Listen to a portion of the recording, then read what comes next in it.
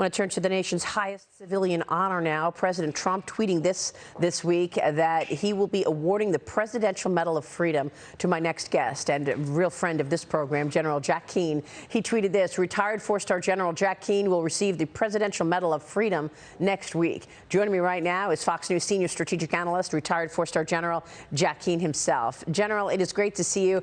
A warm congratulations could not be more deserved for you. Congratulations, General.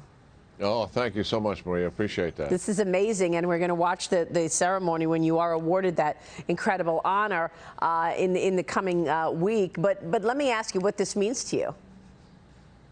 Well, to be frank about it, when the president called several months ago, you know, I wasn't just surprised, I was shocked and, you know, really somewhat overwhelmed by it. I frankly had some reservations whether I deserved it, to be honest with you, and said as much to him. And he said, well, you know, somebody told me you would probably say that to me. That's so typical of you, General. You're so humble.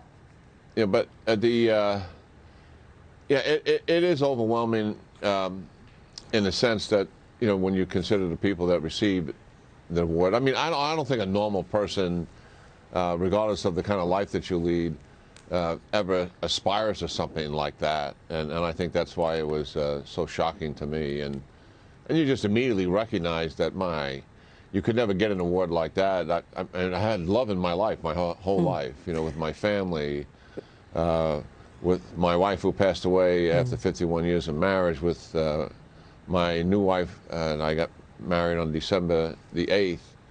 I had 16 years of Catholic education, which gave me a strong foundation for everything I did the rest of my life. And then I lived a life among heroes in the Army for almost 38 years. You sure did. I mean, it was just extraordinary to be with them.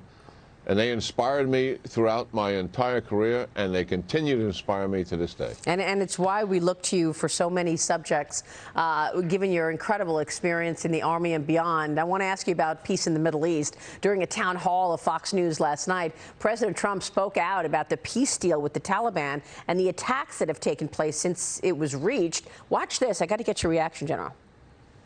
These are warriors. We've been there for 20 years. We're really serving more as a law enforcement group than a military group. We could win that war very easily, but I don't feel like killing millions of people in order to do it. I believe they really want to make a deal. I think after 19, actually going very close to 20 years, they're also tired of fighting, believe it or not.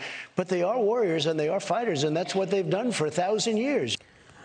People were scratching their heads about this peace deal and then the strikes against the Taliban just a couple of days later, General. Yeah, what the catalyst for the strikes surrounds one issue.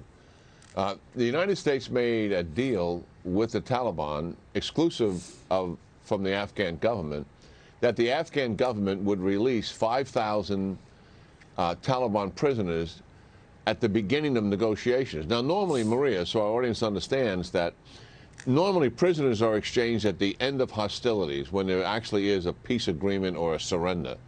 In this case, it would be a peace agreement. So the fact that President Ghani, the head of the Afghan government, is taking exception to releasing 5,000 prisoners before negotiations begin, when there's no guarantee there's going to be a peace settlement. In fact, the odds are against it. Why would I turn over 5,000 of the most sought-after people by the Taliban? So he's taking exception to that. The Taliban said, launched 43 attacks because of that.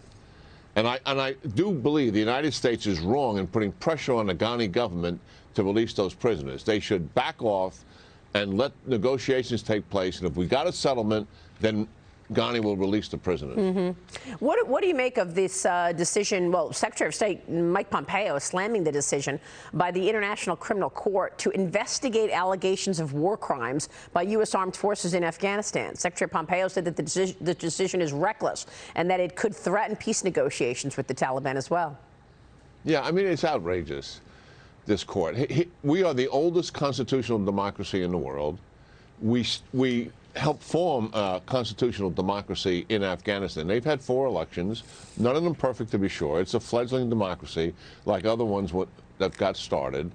They operate under the best of intentions like the United States does. We have no intention to kill civilians, but civilians are a byproduct of war, and it does happen. And then, but here's the important point of distinction. We are a constitutional democracy that holds people accountable for their behavior. So when we have soldiers who intentionally kill civilians, not by accident, but by intentionally do, and we've had that happen in every war we've ever been in. Fortunately, the numbers are very low.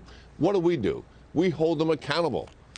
We put them on trial, and they go to jail for it if they're guilty of that crime. So why would the ICC bring the United States into court when we are holding our own people accountable for misbehavior in combat? It's outrageous. Yeah, well, it certainly looks that way. General, it's good to see you this morning. Thanks so much.